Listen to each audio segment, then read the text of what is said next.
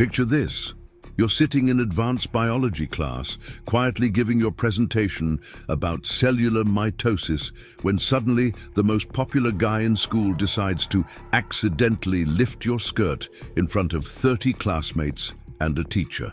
Most students would be mortified, humiliated, maybe cry or run away. But what these bullies didn't know was that Maya Rodriguez wasn't most students. She was a second-degree black belt in Taekwondo with reflexes faster than a striking cobra and zero tolerance for public humiliation.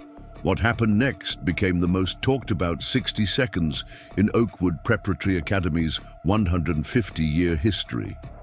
Tyler Brennan thought he was about to destroy the quiet new girl's reputation forever.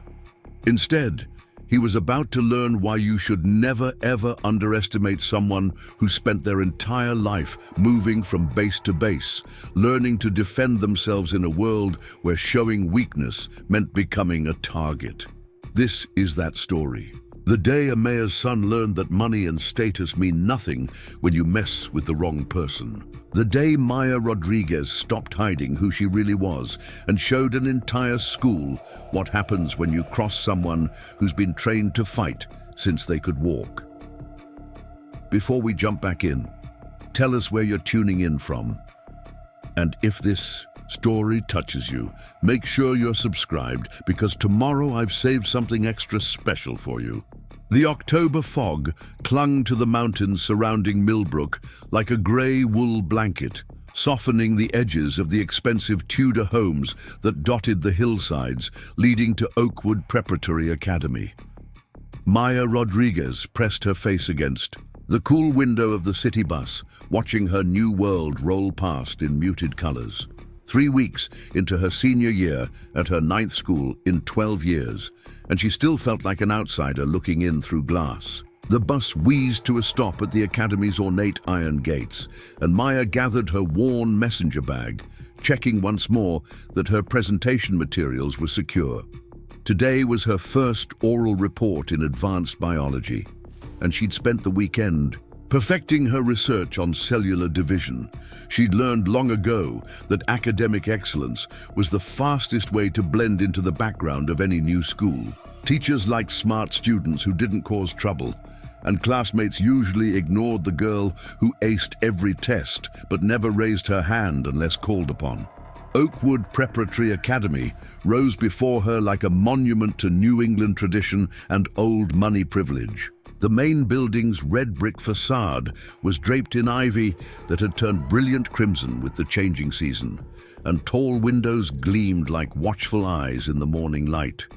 Students streamed through the courtyard in clusters, their casual conversations peppered with references to weekend parties at country clubs Maya would never see and vacation homes in places she'd only read about.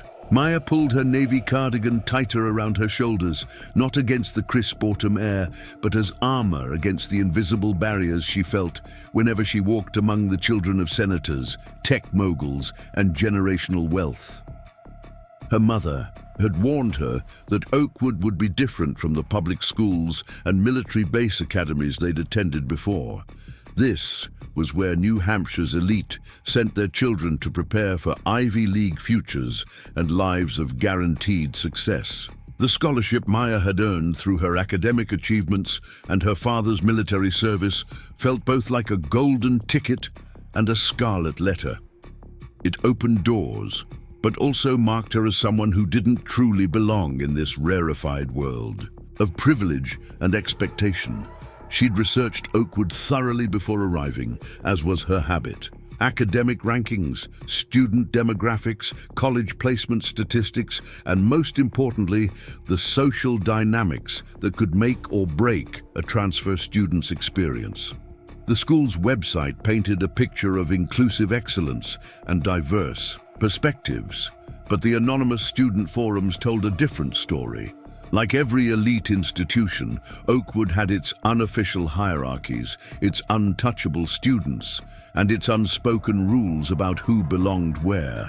At the center of that social solar system was Tyler Brennan, and Maya had made it her business to learn everything she could about him before their paths inevitably crossed. senior class president, captain of the lacrosse team, son of Millbrooks, mayor, and according to multiple sources, someone who wielded social power like a weapon. The warnings in the student forums were consistent. Tyler and his crew didn't just ignore students they considered beneath them. They actively worked to make their lives miserable if they dared to challenge the established order. Maya had no intention of challenging anything. She planned to complete her senior year with perfect grades, minimal social interaction, and zero drama. In 6 months, she'd graduate and leave for college, preferably somewhere far from New Hampshire, where nobody knew about her scholarship status or her father's military deployment to Afghanistan. All she had to do was remain invisible until then. The main hallway of Oakwood buzzed with the energy of students who'd known each other since elementary school. Designer backpacks hung on shoulders that had never carried the weight of frequent moves or financial uncertainty. Conversations flowed in the casual shorthand of shared histories and summer experiences that cost more than Maya's family spent on rent each month. She navigated the marble floors toward her locker, number 347, tucked in an alcove near the library where the foot traffic was lighter. As she worked the combination lock, Maya became aware of a shift in the hallway's atmosphere. Voices grew quieter, postures changed subtly, and students began gravitating toward the main corridor like iron filings drawn to a magnet. Tyler Brennan held court near the trophy cases, surrounded by his usual entourage of athletes and social climbers. Even from a distance, Maya could see why he commanded such attention. Tall and lean with the kind of athletic build that came from years of elite sports training, Tyler possessed the effortless confidence that only money and social position could provide. His sandy brown hair was perfectly styled in that expensive, casual way, and his uniform blazer fit like it had been tailored specifically for his frame. Maya had seen his type before at every school she'd attended. The golden boys who'd never experienced real consequences for their actions, who treated their social environments like personal kingdoms where their word was law. They were charismatic and charming when it served their purposes, but underneath the polished exterior lived something cold and calculating. She finished organizing her books and closed her locker, hoping to slip away before Tyler's attention turned in her direction. But fate, it seemed, had other plans. Well, look what we have here. The voice belonged to Devon Walsh, Tyler's closest friend and co-captain of the lacrosse team. Devon had the kind of thick build that spoke of hours in the weight room and the mean eyes of someone who enjoyed using his size to intimidate others. He blocked Maya's path with the casual aggression of a predator who'd spotted isolated prey. New girl, right? Maya something? Maya kept her expression neutral and her voice calm. Rodriguez. Excuse me, I need to get to class. Rodriguez. Devon rolled the name around in his mouth like he was tasting something foreign. That's Spanish, right? You here on some kind of diversity program? The question was designed to embarrass her, to mark her as different and somehow lesser than the students whose families had paid full tuition for generations.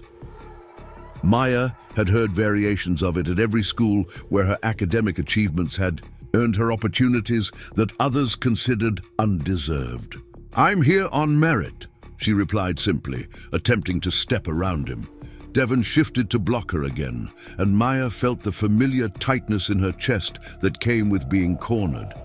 Around them, other students had begun to notice the interaction, and she could see phones appearing in peripheral vision as the prospect of drama drew an audience. Merit.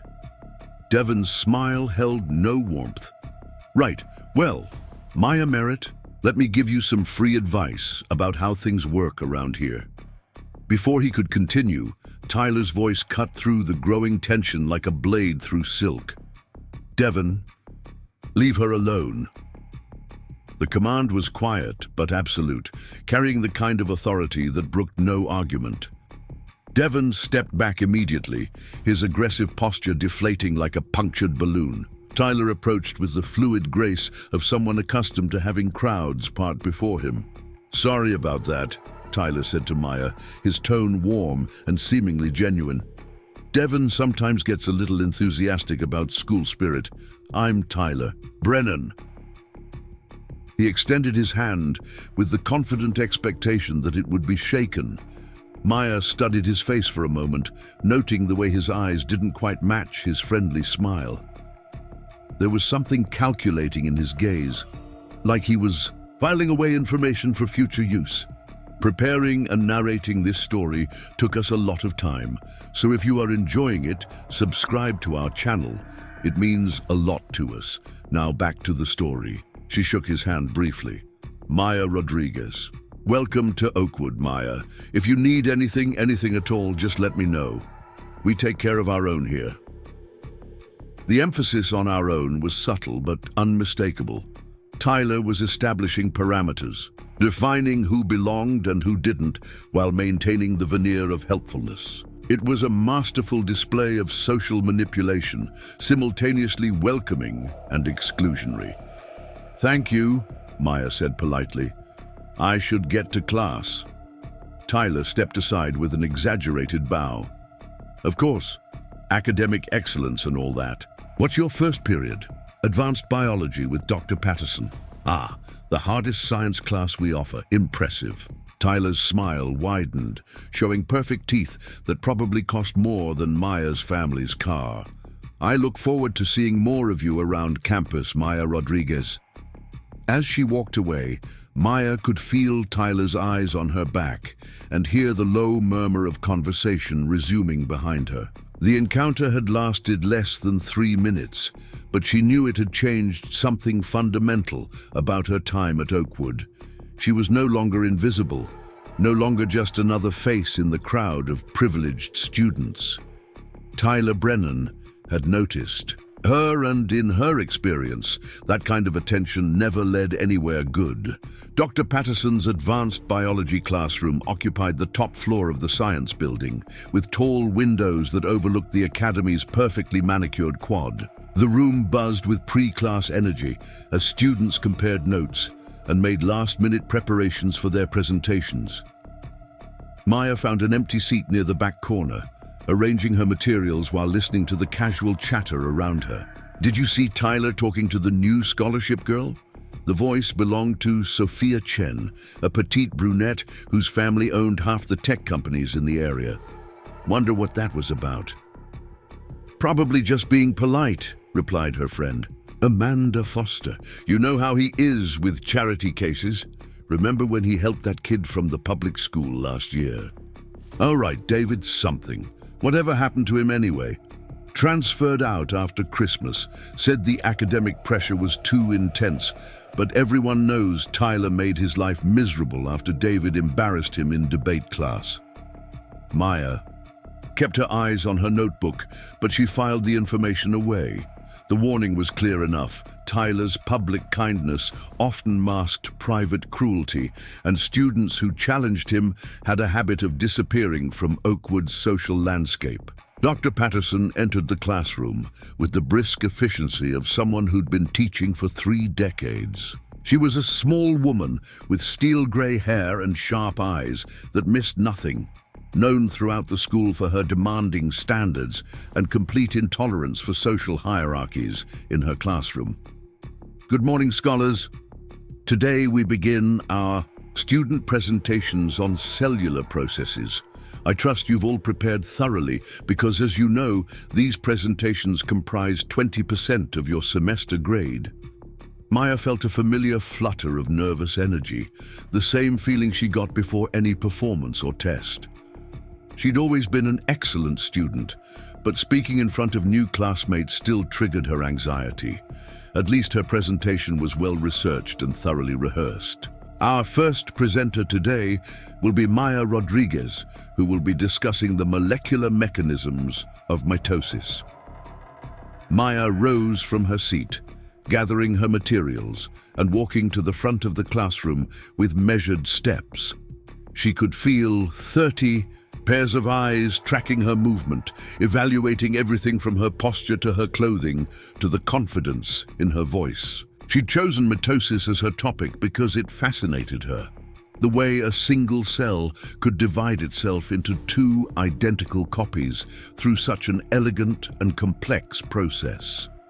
There was something beautiful about the precise choreography of chromosomes and proteins working together to create new life. Mitosis, Maya began, her voice clear and steady, is perhaps one of the most fundamental processes in biology. Without it, multicellular life as we know it simply couldn't exist. She moved through her presentation with practiced ease, explaining the phases of cell division while drawing diagrams on the whiteboard. Her nervousness faded as she lost herself in the science, pointing out the intricate mechanisms that allowed one cell to become two perfect copies. The class listened attentively, and Maya began to relax. This was familiar territory, the one place where her academic achievements spoke louder than her scholarship status or her family's financial situation. In Dr. Patterson's classroom, merit was the only currency that mattered. She was midway through, explaining prophes when the door opened and Tyler Brennan slipped inside, carrying a late pass from the office. Dr. Patterson nodded curtly and gestured for him to take a seat, but Maya noticed how his presence immediately shifted the classroom's energy. Tyler settled into a chair in the middle section, directly in Maya's line of sight. He leaned back with casual arrogance, his blazer unbuttoned and his tie loosened just enough to suggest rebellion within acceptable parameters. When their eyes met, he offered her a small smile that seemed supportive on the surface, but carried an undercurrent of something else. Maya forced herself to focus on her presentation, explaining how sister chromatids separated during anaphase. She was approaching her conclusion when Tyler raised his hand. "Yes, Tyler?" Dr. Patterson's tone suggested mild annoyance at the interruption. "Sorry, Dr. P, but I'm having trouble following Maya's explanation of chromosome alignment. Could she maybe demonstrate the positioning more clearly?"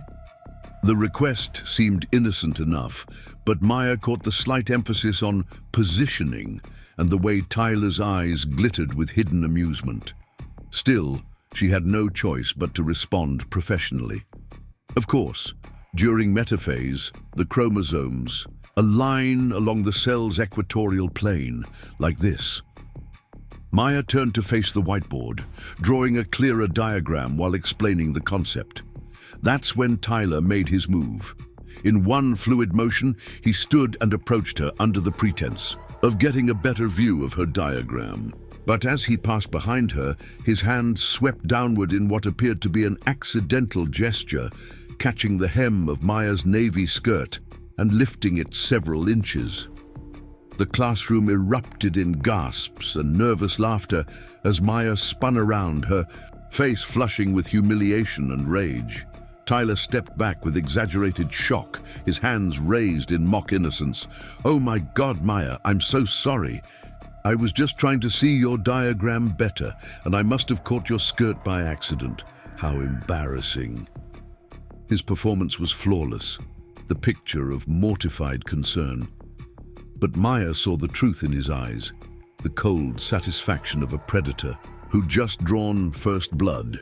This had been planned, calculated, designed to humiliate her in front of her peers and establish his dominance in the most degrading way possible. Dr. Patterson's voice cut through the chaos like a whip. "That's enough. Tyler, return to your seat immediately. Maya, please continue with your presentation." But the damage was done. Maya stood at the front of the classroom, her carefully constructed composure cracking under the weight of 30 stares and barely suppressed giggles. She could see phones being raised, capturing her moment of humiliation for posterity and social media distribution. For a heartbeat, Maya felt the familiar urge to flee, to run from the room and never return. It's what she would have done at any other school, what her survival instinct screamed at her to do. Disappear, transfer out, start over somewhere else where nobody knew about this moment of degradation. But then she looked at Tyler's face, saw the smug satisfaction in his expression, and something deep inside her shifted. This wasn't just about embarrassment or social humiliation. This was about power, about a privileged boy who thought he could do whatever he wanted to, whoever he wanted, without consequences. Maya had spent her entire life being the new girl, the outsider, the one who adapted and endured and moved on when things got too difficult. She'd learned to fight when necessary, trained her body and mind for conflict, but she'd always chosen peace over confrontation when possible. But Tyler Brennan had just made peace impossible. Maya straightened her skirt with deliberate care, smoothing the fabric while meeting Tyler's gaze, with eyes that had gone flat and dangerous. When she spoke, her voice was calm, controlled, and absolutely certain. "Tyler, I need you to apologize, right now, in front of everyone." The classroom fell silent. This wasn't how these situations usually played out at Oakwood. Students who were humiliated by Tyler Brennan typically fled in tears or tried to pretend nothing had happened. They didn't stand their ground and demand accountability. Tyler's smile faltered for just a moment before reasserting itself with renewed intensity. "Apologize? Maya, it was clearly an accident. I already said I was sorry." "No," Maya said quietly. "You said it was embarrassing. That's not the same thing as an apology. I want you to acknowledge what you actually did and apologize for it properly." The silence stretched taut as 30 students watched a scholarship girl challenge the most powerful student in their class. Even Dr. Patterson seemed frozen by the unexpected confrontation, uncertain how to intervene in what had become a battle of wills rather than a simple classroom disruption. Tyler's mask slipped further, revealing the cold calculation underneath. His charm. "I think you're overreacting, Maya. Maybe you should just finish your presentation and we can all move on." "I'm not overreacting," Maya replied. "I'm asking for basic respect and human decency. You deliberately lifted my skirt to humiliate me in front of our classmates. The least you can do is own up to it and apologize sincerely." Tyler stood. Slowly, his height advantage meant to intimidate. But Maya had grown up around military personnel, men and women who commanded respect through competence rather than privilege. Physical size had never impressed her. "You know what, Maya? I think you're confused about how things work here at Oakwood. Maybe at whatever public school you came from, this kind of drama was normal, but here, we handle things differently." The contempt in his voice was unmistakable now, the veneer of politeness completely abandoned. Maya felt every eye in the classroom on her, felt the weight of their expectations and assumptions. They expected her to back down, to accept Tyler's dismissal and return to her place in the social hierarchy. Instead, she smiled. Not a friendly smile, but the kind of expression a predator might wear when prey walked willingly into its territory. "You're right, Tyler. Things are going to be handled differently, very differently." And in that moment, something changed in Maya Rodriguez. The careful control she'd maintained for 17 years, the learned behavior of adaptation and avoidance, fell away like a discarded mask. Tyler Brennan had wanted to establish dominance, to put the scholarship girl in her place through public humiliation. He was about to learn that some people couldn't be put anywhere they didn't choose to go. The tension in Dr. Patterson's classroom could have been cut with a scalpel. Maya Rodriguez stood at the front of the room, her dark eyes locked on Tyler Brennan's face with an intensity that made several students shift uncomfortably in their seats. Tyler, for his part, seemed genuinely surprised by her refusal to fold. Under his social pressure, in his world, scholarship students were supposed to know their place and stay in it. Dr. Patterson finally found her voice, though it carried less authority than usual. "Perhaps we should all take a moment to calm down and—" "No need, Dr. Patterson," Maya interrupted smoothly, never breaking eye contact with Tyler. "I'm perfectly calm. I'm just waiting for Tyler to demonstrate the basic courtesy his parents presumably taught him." Tyler's jaw tightened at the subtle insult to his upbringing. Around the classroom, students exchanged glances that ranged from nervous excitement to outright fear. Nobody challenged Tyler Brennan directly, certainly not in front of witnesses. The unwritten rules of Oakwood's social hierarchy were being shattered in real time. "You know what, Maya?" Tyler said, his voice dropping to a conversational tone that somehow made it more threatening. "I think you and I need to have a private conversation about expectations and boundaries, maybe after school today." The suggestion carried implications that made Maya's skin crawl. Tyler was escalating beyond simple classroom humiliation, moving into territory that felt genuinely dangerous. But backing down now would only embolden him further. "I'm available." "Right now," Maya replied. "Say whatever you need to say in front of everyone. After all, you had no problem lifting my skirt in front of everyone." A collective intake of breath swept through the classroom. Maya had just called Tyler's bluff, in the most public way possible, forcing him to either escalate dramatically or lose face in front of his peers. Either choice would reveal something important about his character and intentions. Tyler's mask slipped further, revealing glimpses of the cold fury beneath his polished exterior. "Careful, Rodriguez. You're new here, so maybe you don't understand how things work. But I promise you, I'm not someone you want as an enemy. And I promise you," Maya said quietly, "I'm not someone you want to threaten." The words hung in the air like a challenge thrown down at a medieval tournament. Dr. Patterson stepped forward, finally asserting her authority as the adult in the room. "That's enough from both of you. Tyler, return to your seat immediately. Maya, please finish your presentation so we can move on with our lesson." Tyler held Maya's gaze for another long moment, then shrugged with practiced nonchalance. "Of course, Dr. P. I was just trying to clear up a misunderstanding." He walked back to his seat with deliberate casualness, but Maya caught the way. His hands trembled slightly with suppressed rage.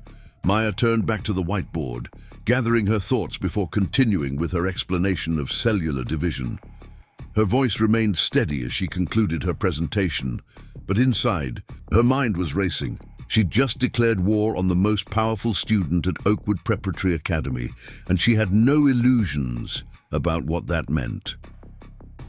The rest of the class period passed in uncomfortable silence, with Dr. Patterson rushing through the remaining presentations to fill the awkward space. When the bell finally rang, students filed out with unusual haste, leaving Maya to pack her materials alone while feeling the weight of 30 conversations that would start the moment they reached the hallway. As she gathered her notebooks, Maya became aware that Tyler hadn't left with the others. He stood by the door, apparently waiting for her, his expression unreadable. Dr. Patterson had already hurried off to her next class, leaving them alone in the empty classroom. "Interesting presentation," Tyler said as Maya approached the door, "though I think you missed some important details about cellular structure." "Such as?" Tyler smiled, and this time there was nothing friendly about it. "Such as how quickly healthy cells can become cancerous when they're exposed to the wrong environment. How they can spread their disease to other parts of the system if they're not dealt with properly." The metaphor was clear enough, and Maya felt a chill that had nothing to do with the October weather. Tyler wasn't just threatening social ostracism. He was promising systematic destruction of her entire experience at Oakwood. "That's an interesting theory," Maya replied, "but you might want to research it more thoroughly. Sometimes what looks like a weak cell is actually just dormant, waiting for the right stimulus to reveal its true nature." Tyler's smile faltered slightly. He'd expected fear or submission, not a biology metaphor thrown back in his face with equal venom. "We'll see," he said finally, stepping aside to let her pass. "Enjoy the rest of your day, Maya. I have a feeling it's going to be very educational." Maya walked past him without another word, but she could feel his eyes following her down the hallway.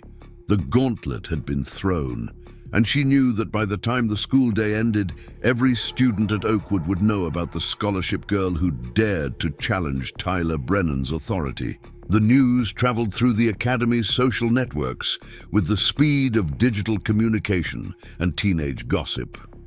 By second period, Maya's name was trending on the unofficial student Instagram account that served as Oakwood's primary source of drama and social intelligence. The video of her confrontation with Tyler had already been uploaded, edited, and shared with commentary that ranged from admiration to predictions of her social doom. Maya discovered this during her AP literature class, when she noticed several students watching their phones with unusual intensity, occasionally glancing in her direction with expressions that mixed awe and pity. She didn't need to see the footage to know how it would be framed. The mouthy new girl who'd bitten off more than she could chew. At lunch, Maya found herself sitting alone at a corner table in the Academy's soaring glass-walled cafeteria. The space buzzed with its usual energy, but she noticed the subtle changes in behavior that indicated her new notoriety.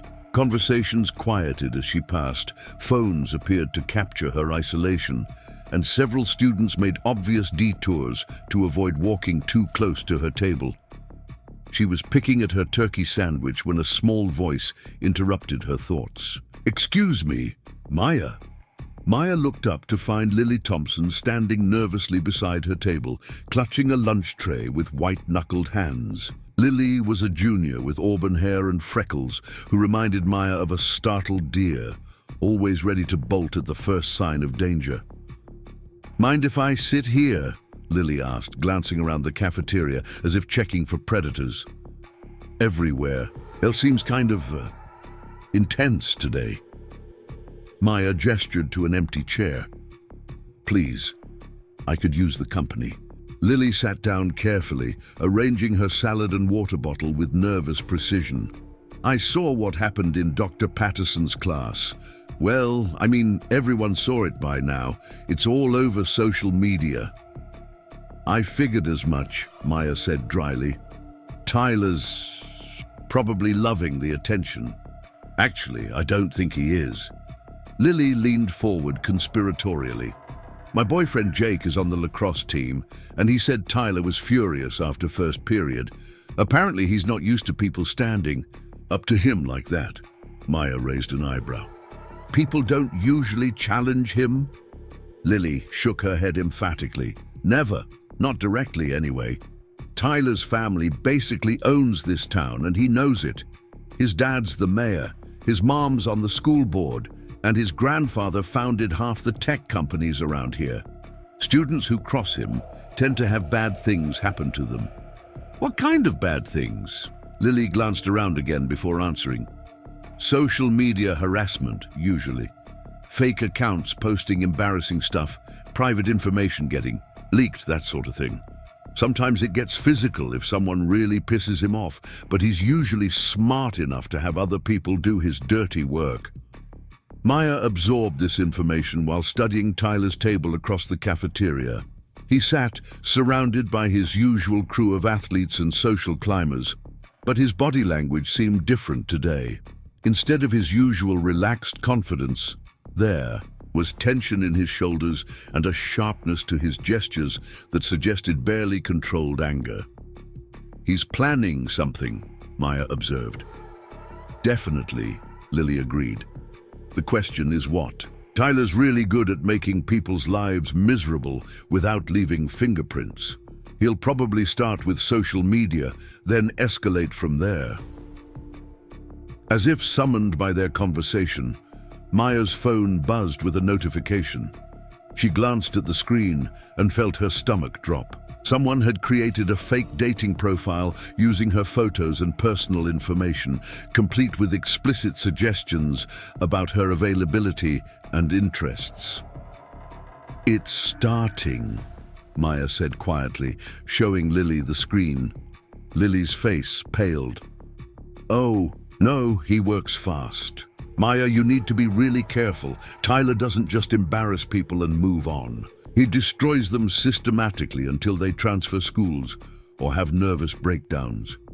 Maya stared at the fake profile, feeling anger build in her chest like pressure in a boiler. The photos had been taken from her social media accounts and altered to make her look provocative and desperate. The description painted her as a scholarship student willing to do anything for acceptance and financial support. "He thinks he knows me," Maya said softly. "He thinks I'm just another scared new student who'll crumble under pressure." "Aren't you scared?" Lily asked, genuine concern in her voice. Maya looked up from her phone, and for a moment, Lily caught a glimpse of something that made her shiver. There was no fear in Maya's dark eyes, no uncertainty or self-doubt. Instead, there was the kind of cold calculation that belonged on the face of someone much older and more dangerous. "Lily, can I ask you something?" "Sure." "How long has Tyler been terrorizing students here?" "Since middle school, basically. He started small, but as he got older and his family's influence grew, he got bolder. Nobody really stands up to him anymore because everyone knows it's pointless." Maya nodded slowly, pieces clicking into place in her mind. "And the administration doesn't do anything? His family donates too much money to the school, plus Tyler's smart about it. He never does anything that can be directly traced back to him. And when someone complains, it's always their word against his." Maya felt a familiar sensation, the same calm focus that had carried her through years of martial arts training and competition. Tyler Brennan was a bully, but he was also a product of a system that had never held him accountable for his actions. He'd learned to exploit that system's weaknesses, using his family's wealth and influence as both shield and sword. But Maya had grown up in a different system entirely. Military families understood concepts like honor, accountability, and proportional response. They also understood that sometimes you had to fight battles you didn't want to fight because the alternative was letting evil flourish unchecked. "Lily," Maya said quietly, "I want you to do me a favor." "What kind of favor?" "Stay away from me for the next few days. Don't sit with me, don't defend me, don't get involved in whatever's about to happen. Tyler's going to escalate, and I don't want you caught in the crossfire." Lily's eyes widened. "Maya, what are you planning?" Maya smiled, and something in that expression made Lily's blood run cold. "I'm not planning anything. I'm just going to be myself. But Tyler Brennan has no idea who that actually is." The rest of the lunch period passed quietly, but Maya could feel the weight of observation. From across the cafeteria, Tyler's table had become mission control for whatever campaign he was planning, with students huddling around phones and whispering with the intensity of generals planning a siege. Maya's phone continued buzzing with notifications throughout the afternoon. The fake dating profile had been shared across multiple platforms, garnering comments that ranged from crude to genuinely threatening. Someone had also hacked her school email account and sent embarrassing messages to her teachers, asking for grade changes and special accommodations based on her difficult family situation. By the time her last class ended, Maya's reputation had been systematically demolished across every digital platform that mattered to Oakwood's student body. The girl who'd arrived that morning as an unknown quantity was now infamous as a desperate scholarship student with questionable morals and academic integrity. Tyler had worked efficiently and ruthlessly, using his network of followers to spread poison through the school's social ecosystem. It was a masterful demonstration of power, designed to isolate Maya completely while establishing his ability to destroy anyone who challenged him. But as Maya gathered her books and prepared to leave campus, she felt oddly calm.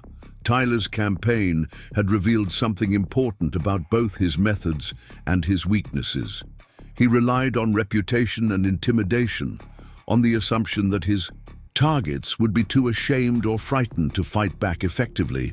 Maya Rodriguez had never been particularly concerned with reputation, and fear was an emotion she'd trained herself to manage years ago. Tyler thought he was fighting a typical 17-year-old girl worried about social acceptance and peer approval. He was about to discover his mistake.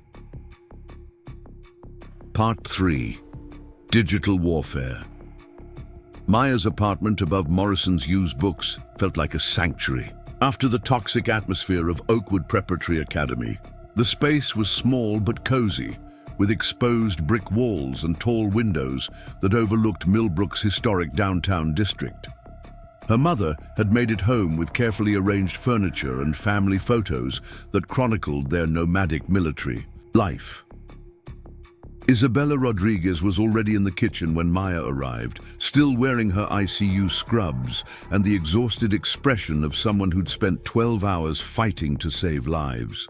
She looked up from her coffee cup with the kind of smile that could make any day better. "How was school, mija? You look like you've been through a war." Maya dropped her messenger bag by the door and considered how to answer. Her mother had enough stress dealing with critically ill patients and worrying about her deployed husband. The last thing she needed was to know that her daughter had painted a target on her back during her first month at an elite prep school. "Just typical new school drama," Maya said, kissing her mother's cheek. "Nothing I can't handle." Isabella studied her daughter's face with the sharp eyes of someone trained to read distress signals. "Are you sure? You seem tense." "I'm fine, Mom, really. Just tired." Maya escaped to her bedroom before her mother could ask more questions. The space was spartanly furnished, but organized with military precision. A single bed, a desk, a dresser, and tucked discreetly in the corner, a heavy bag hanging from reinforced ceiling hooks. Maya changed into workout clothes and began her evening routine, stretching muscles that had been tight with tension all day. The familiar movements helped clear her mind, allowing her to process the day's events with clinical objectivity. Tyler Brennan had declared war using the weapons at his disposal: social media manipulation, character assassination, and systematic isolation. His campaign had been swift, coordinated, and effective. By traditional measures, he'd already won. Maya's reputation at Oakwood was in ruins. Her digital presence had been weaponized against her, and her social isolation was complete. But Tyler had made several critical errors in his assessment of his opponent. He'd assumed Maya would fight on his terms, using the same tools and caring about the same outcomes that motivated typical high school students. He'd also assumed she would be fighting alone. Maya powered up her laptop and began documenting Tyler's attacks with the methodical thoroughness her father had taught her. Screenshots of the fake dating profiles, records of the hacked email messages, timestamps showing the coordinated nature of the harassment campaign. She organized everything in digital folders with the precision of someone building a legal case. Her phone buzzed with another notification, this time from an unknown number. The message was brief but threatening. "Keep your mouth shut, and maybe this will all blow over. Push back, and things will get much worse." Maya stared at the message for a long moment, then smiled. Tyler was already escalating beyond social media, moving into direct intimidation. That suggested either desperation or supreme confidence, and Maya wasn't sure which would be more dangerous. She screenshotted the threat and added it to her growing collection of evidence. Then she opened a secure messaging app her father had installed before his deployment and sent him a carefully worded message about her academic challenges at the new school. Colonel Miguel Rodriguez was stationed at Bagram Airfield in Afghanistan, but he made it a priority to stay connected with his family, despite the time difference and operational demands.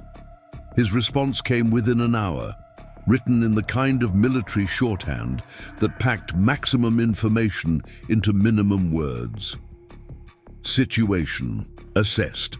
Local resources available if needed. Remember your training. Proportional response authorized. Love you, daughter. Maya felt some of the tension leave her shoulders. Her father understood what she was facing, even through the coded language they used for sensitive communications. More importantly, he trusted her judgment about how to handle the situation. She spent the next hour researching Tyler's digital footprint with the thoroughness of a private investigator. His social media presence was carefully curated to project the image of a successful, popular teenager from a prominent family. But Maya had learned to look beyond surface presentations, searching for inconsistencies and vulnerabilities that might prove useful. What she found was interesting. Tyler's online persona was almost too perfect, suggesting either genuine excellence or carefully managed image control. His academic achievements were impressive, but not extraordinary. His athletic accomplishments were solid but not spectacular. His social connections were extensive, but seemed to revolve around his family's status rather than genuine personal charisma. Maya also noticed patterns in how he interacted with different types of people. With fellow elite students, he was charming and supportive. With scholarship students or those from lower socioeconomic backgrounds, his tone became subtly condescending. With anyone who challenged him, he became cold and calculating. Tyler Brennan was a predator who'd learned to use social systems as hunting grounds, but he was also a product of privilege who'd never faced real consequences for his actions. That combination of cunning and inexperience could be exploited by someone with the right skills and patience. Maya's phone rang, interrupting her research. The caller ID showed her father's contact information, which meant he was calling from a secure line during a brief break in his duties. "Hi, Dad. Maya, are you secure?" She activated the phone's encryption feature. "Secure. Good. I've been thinking about your academic challenges. Do you need external resources, or are you prepared to handle the situation independently?" Maya understood the question. Her father was asking whether she needed intervention from military connections or law enforcement contacts, or if she intended to resolve the conflict using her own capabilities. "I'm prepared to handle it independently," she said, "but I may need some technical support." "Understood. Check your secure email in 1 hour. There will be resources available for research and documentation purposes only. Remember the rules of engagement. Proportional response, minimal collateral damage, overwhelming superiority. Good girl. I love you, Mija. Make me proud." The call ended, leaving Maya feeling more confident about her situation. Her father's resources would level the playing field considerably, giving her access to information and tools that Tyler couldn't anticipate. Exactly 1 hour later, Maya's secure email contained a message from an encrypted address. The content appeared to be homework help resources, but embedded within the academic materials were sophisticated digital forensics tools and databases that could trace online activities with military-grade precision. Maya spent the rest of the evening learning to use the new resources, practicing on innocuous targets before turning her attention to Tyler's digital empire. What she discovered made her smile with genuine anticipation. Tyler Brennan wasn't nearly as careful with his online activities as he thought he was. His harassment campaigns left digital fingerprints that could be traced back to him with the right tools.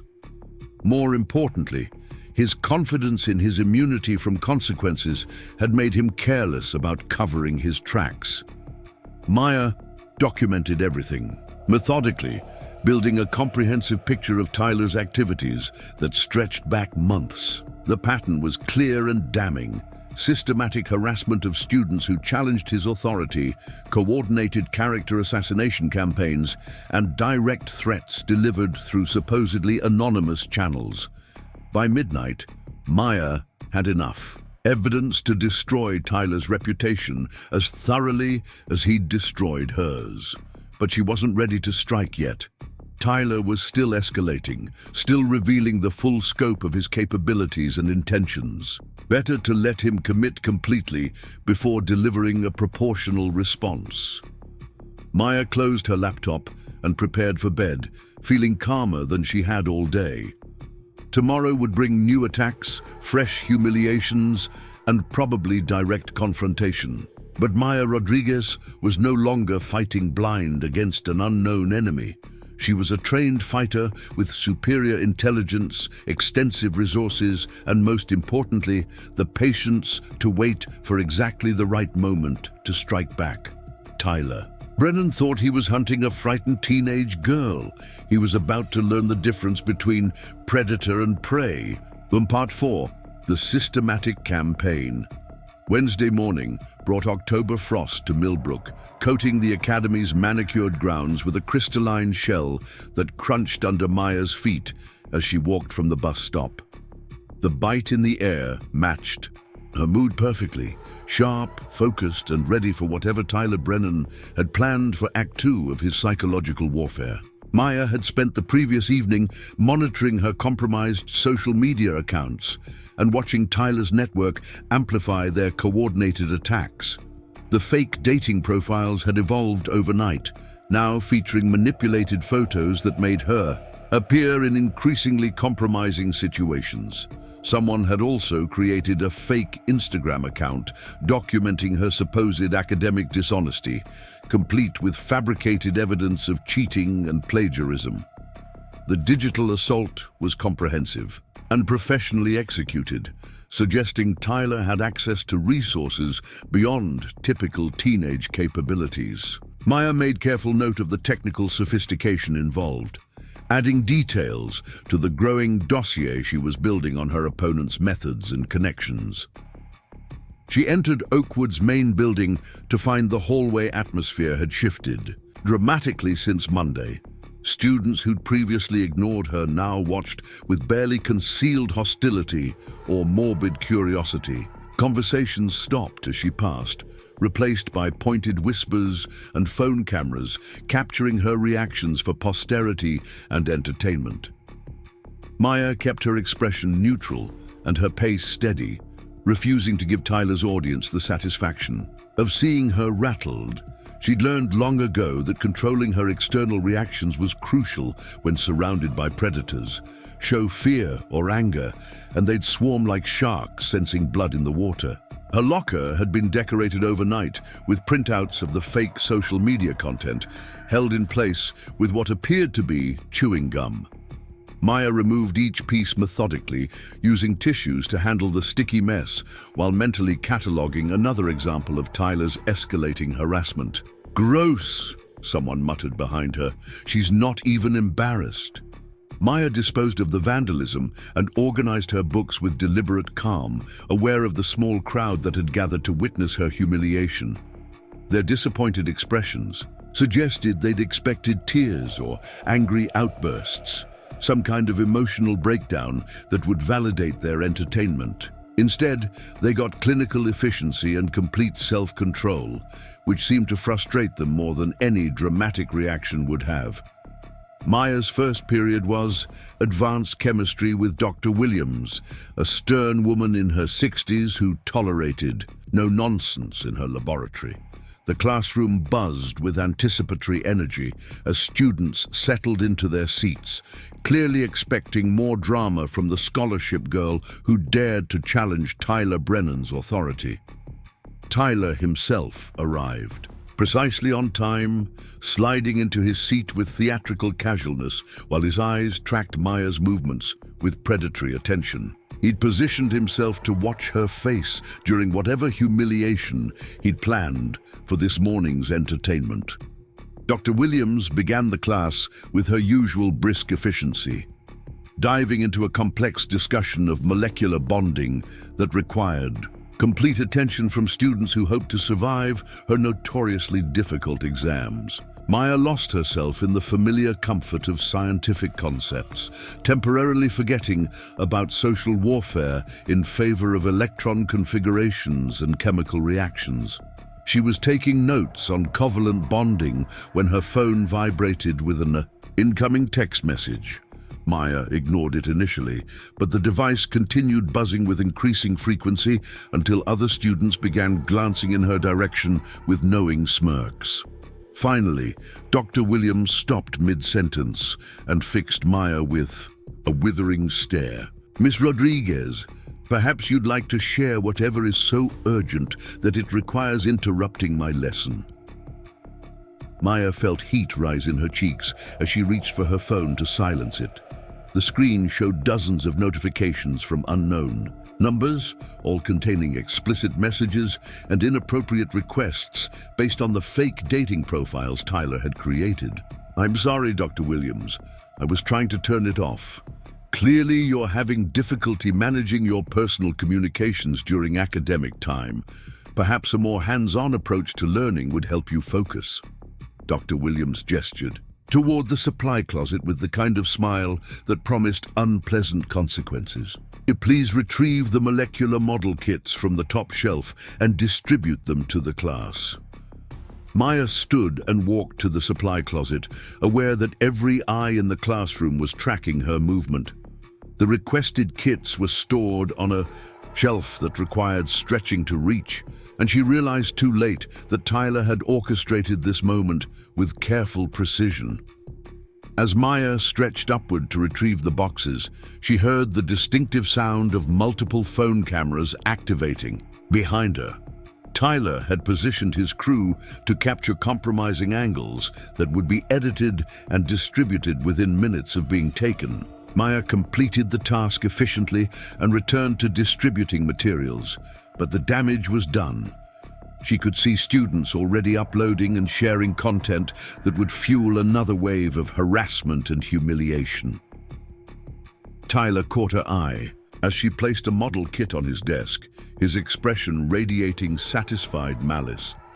"Thanks, Maya. You're so helpful." The rest of the chemistry period passed in a blur of molecular structures and knowing glances. Maya focused on her coursework with laser intensity, using academic achievement as both shield and weapon against Tyler's psychological attacks. When the bell rang, students filed out with unusual enthusiasm, clearly eager to spread their freshly captured content across Oakwood's social networks. Maya packed her materials slowly, waiting for the classroom to empty before approaching Dr. Williams' desk. "Dr. Williams, I wanted to apologize for the disruption. My phone was receiving spam messages, and I didn't realize the volume was turned up." The older woman studied Maya with sharp eyes that missed nothing. "Miss Rodriguez, I've been teaching at this institution for 37 years. I've seen every type of student manipulation, power struggle, and social warfare that teenagers can devise." Maya waited quietly for the lecture about classroom behavior and academic focus that was surely coming. Instead, Dr. Williams surprised her. "I've also learned to recognize genuine academic talent when I see it. Your chemistry homework has been exemplary, and your understanding of complex concepts is impressive for someone who's changed schools so frequently." "Thank you, ma'am." "However, Dr. Williams continued, I suspect your current social difficulties may interfere with your academic performance if they continue to escalate. While I cannot intervene directly in student conflicts, I want you to know that academic merit will always be recognized and rewarded in my classroom, regardless of other circumstances." Maya felt a warm rush of gratitude for the older woman's subtle support. "I appreciate that, Dr. Williams. I won't let personal issues interfere with my chemistry. Grades, see that you don't. And Miss Rodriguez, sometimes the most elegant chemical reactions occur when stable compounds are subjected to precisely the right catalyst under controlled conditions." Maya looked up sharply, catching something meaningful in the teacher's tone. Dr. Williams was offering more than academic encouragement. She was suggesting strategy. Yes, ma'am, I'll remember that. The rest of the morning brought fresh waves of harassment as Tyler's content machine continued producing and distributing humiliating material. Maya's phone buzzed constantly with crude messages and threatening communications from anonymous accounts. Her email inbox filled with spam designed to overwhelm her digital communications and prevent legitimate correspondence. By lunchtime, Maya's isolation was complete. She sat alone at her corner table while the cafeteria buzzed with excited conversations about her ongoing destruction. Students approached her table periodically, ostensibly to throw away trash, but actually to take selfies with the infamous scholarship girl as a backdrop. Maya ate her sandwich methodically while monitoring the social media storm swirling around. Her reputation, Tyler's campaign, had evolved beyond simple character assassination into performance art, with each new humiliation carefully crafted to maximize both psychological damage and entertainment value for his audience. But Maya noticed something interesting in the patterns of engagement with Tyler's content, while his core supporters enthusiastically participated in spreading the harassment. A significant number of students seemed uncomfortable with the escalating cruelty. Comment sections contained scattered criticism of the campaign's intensity, and several anonymous accounts were posting supportive messages for Maya. Tyler had overplayed his hand slightly, pushing beyond mere social dominance into territory that made some students question his methods. That represented a potential weakness that could be exploited by someone with the patience to wait for exactly the right moment. Maya's phone chimed with a text from an unknown number. "Meet me behind the library after school. We need to talk." She stared at the message for a long moment, considering the possibilities. It could be Tyler escalating to direct confrontation, one of his followers acting independently, or potentially someone offering genuine support. Given the climate of fear Tyler had created around associating with her, the last option seemed least likely. Maya typed back, "Who is this?" The response came quickly.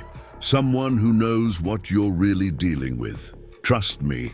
Maya deleted the conversation and finished her lunch in thoughtful silence. The afternoon would likely bring fresh attacks as Tyler tested new methods of psychological warfare. But Maya was beginning to see patterns in his approach that suggested both strengths and vulnerabilities she could potentially exploit. Her next class was AP Literature with Mrs. Chen, a dynamic teacher who encouraged heated debates about character motivation and moral complexity in classic novels. Maya had been looking forward to the intellectual stimulation, but she arrived to find her desk covered with printed copies of the fake social media content. Several students watched expectantly as Maya discovered the latest vandalism, their phones ready to capture her reaction. Instead of the emotional breakdown they clearly hoped for, Maya calmly swept the papers into a neat pile and deposited them in the recycling bin. "Excellent," Mrs. Chen said approvingly as she entered the classroom. "I'm glad to see students taking environmental responsibility seriously. Now, who can tell me about the concept of dramatic irony in Othello?" Maya's hand shot up, grateful for the opportunity to lose herself in literary analysis. For the next 50 minutes, she engaged passionately with Shakespeare's exploration of jealousy, manipulation, and the destruction of trust through systematic psychological warfare.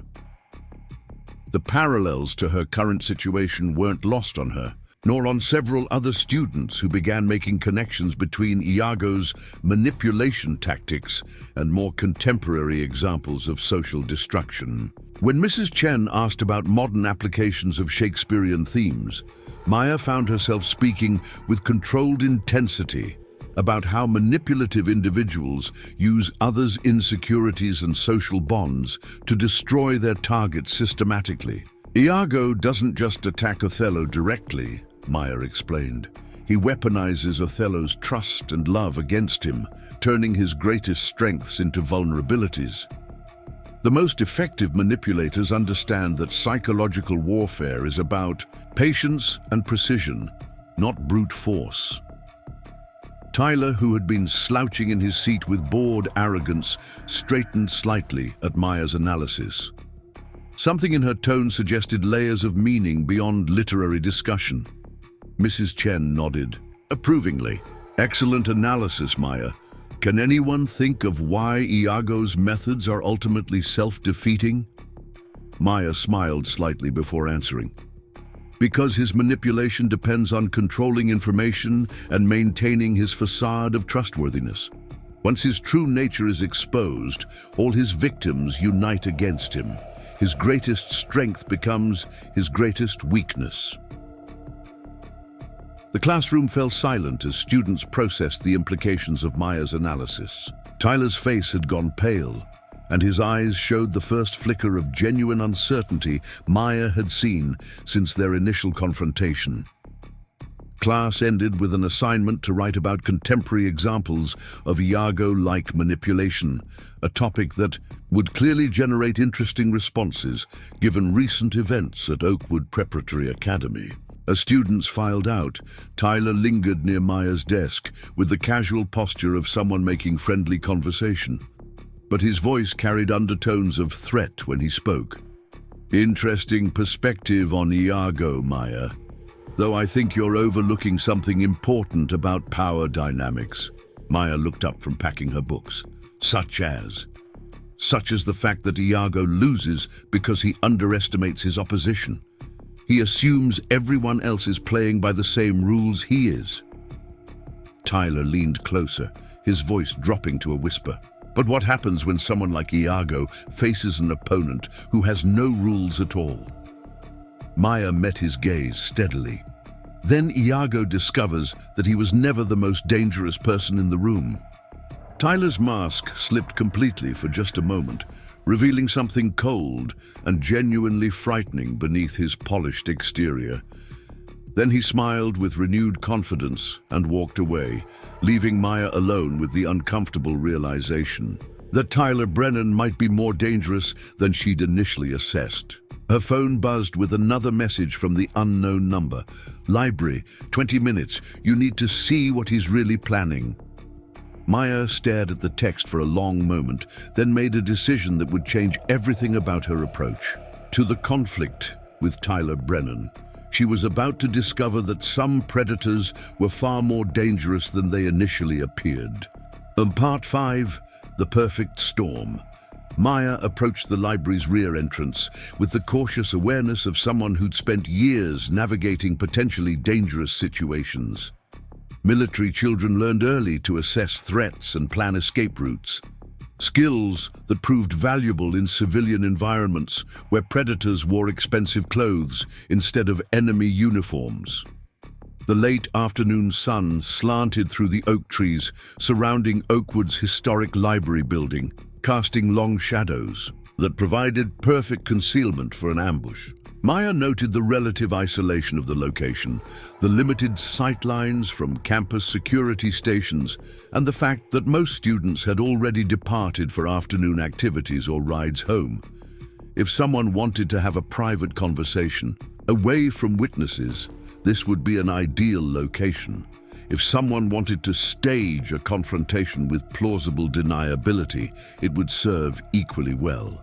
Maya rounded the corner of the building and stopped short when she recognized the figure waiting in the shadows. Lily Thompson sat on a concrete bench beside the library's service entrance, her usually neat appearance disheveled and her eyes red-rimmed with exhaustion or tears. "Lily, you sent those messages?" Lily looked up with an expression that mixed relief and terror. "Maya, thank God you came. We need to talk, and we don't have much time." Maya approached cautiously, her senses alert for signs of deception or hidden threats. Lily's distress appeared genuine, but Maya had learned not to trust appearances when dealing with complex social warfare. "Talk about what?" Lily glanced around nervously before pulling out her phone. about what Tyler's really planning, about why this isn't just typical high school bullying. She opened a messaging app and scrolled through a conversation thread that made Maya's blood run cold. The messages were between Tyler and someone identified only as DB, discussing Maya in terms that went far beyond social harassment. DB wants to know if the Rodriguez girl is as easy as her profile suggests, Lily read quietly. Tyler responds that she's playing hard to get, but that just makes it more fun. Then DB says he has friends who know how to handle girls who think they're too good for them. Lily finished reading, her voice barely above a whisper. Maya, DB isn't another student. Jake thinks it's Derek Branson, Tyler's older brother who graduated 2 years ago. He's been in trouble before for things with girls. Maya felt ice form in her stomach as the full scope of Tyler's escalation became clear. This wasn't teenage social warfare anymore. This was something far more dangerous, involving adults with criminal histories and intentions that went beyond psychological harassment. "Show me the rest," Maya said quietly. Lily scrolled through more messages, each one more disturbing than the last. Tyler had been feeding his brother detailed information about Maya's schedule, her living situation, her mother's work hours, and her apparent isolation from potential support systems. The conversation read like predators planning a hunt. "How did you get these messages?" Maya asked. Lily's face flushed with embarrassment. "Jake's been worried about how far Tyler was pushing things.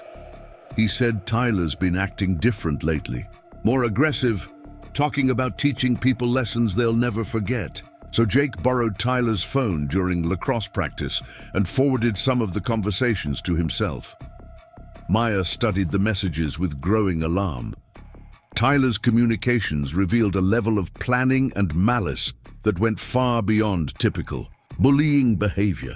He was coordinating with adults who had resources and experience that made them genuinely dangerous. "Lily, you need to take this to the police or school administration immediately." "I can't." Lily's voice cracked with frustration. "Jake will get kicked off the team if anyone finds out he went through Tyler's phone. Plus, Tyler's family has connections everywhere. His dad's the mayor, remember, and his uncle is the police chief." Maya absorbed this information while her mind raced through options and scenarios. Tyler had escalated beyond teenage conflict into territory that required adult intervention, but the very connections that made him dangerous also made traditional authority figures unreliable allies. "Maya," Lily continued urgently, "there's something else. Tyler's planning something for tomorrow night. There's a party at Madison Wells' house while her parents are out of town. Tyler's been telling everyone you'll be there, spreading rumors that you're desperate to fit in and will do anything to be accepted." "I'm not going to any party. That's what I figured. But Tyler's not planning to wait for you to show up." Voluntarily. Jake overheard him talking about making sure you get there whether you want to or not. Maya felt the familiar calm that preceded combat settling over her like a familiar coat. Tyler had crossed the line from harassment into kidnapping territory, which changed the rules of engagement completely. This was no longer about social dynamics or teenage power struggles. This was about survival. "Lily, I need you to listen. Well, carefully. Tomorrow, I want you and Jake to stay as far away from me as possible. Don't defend me. Don't try to help me. Don't get involved in whatever happens. Can you do that?" Lily's eyes widened with fear. "Maya, what are you planning?" "I'm not planning anything, but Tyler Brennan is about to discover that some people are more dangerous than he realized." Maya stood to leave, but Lily grabbed her arm with desperate urgency.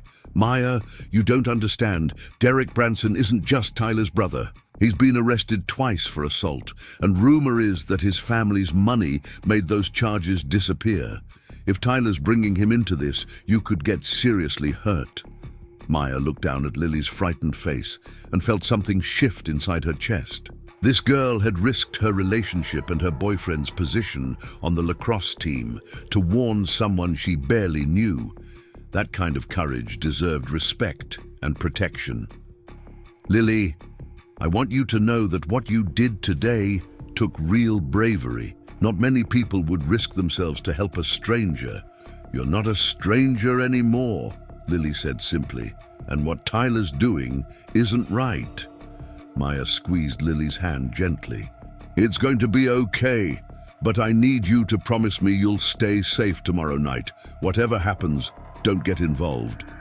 Lily nodded reluctantly, and Maya walked away with her mind already shifting into tactical planning mode.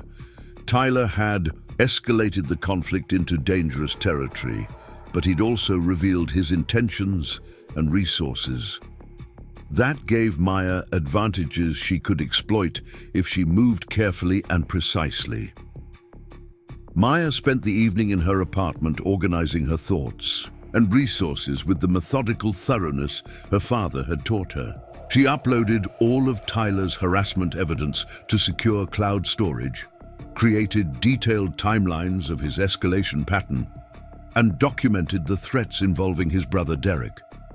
She also sent a carefully coded message to her father explaining that her academic challenges had evolved into a security situation that might require emergency protocols. Colonel Rodriguez's response was immediate and reassuring. Resources authorized. Trust your training. Make me proud. Within an hour, Maya's secure email contained access codes for emergency services that could bypass local law enforcement if necessary. Her father's military connections included people who specialized in situations where traditional authority structures were compromised or unreliable. But Maya hoped it wouldn't come to that. She preferred to handle problems at the lowest possible level, using only the force necessary to achieve her objectives. Tyler was still a teenager, despite his dangerous connections and escalating behavior. If she could resolve the situation without involving federal authorities, that would be preferable. For everyone, Maya changed into her training clothes and began her evening workout routine, flowing through forms and combinations that had been drilled into her muscle memory through years of disciplined practice. The familiar movements cleared her mind and focused her attention on the physical and mental preparation necessary for potential conflict. She was practicing defensive combinations when her phone rang. The caller ID showed her mother's contact information, which was unusual since Isabella was supposed to be working a double shift at the hospital. Hi, Mom. Everything okay? Maya, I need to tell you something, and I want you to listen carefully without getting upset. Maya felt her stomach drop. What happened? I received some disturbing phone calls at work today. Anonymous callers claiming you've been involved in inappropriate behavior at school. The accusations were specific enough to be concerning, but vague enough to avoid being obviously false.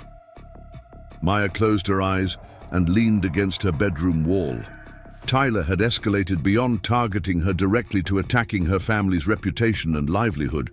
Isabella's job at the hospital required maintaining an impeccable professional reputation, and allegations of her daughter's misconduct could jeopardize her position. Mom, those calls were part of a harassment campaign by another student. None of the accusations are true. I figured as much, Mija. The callers refused to identify themselves and hung up when I asked for specific details.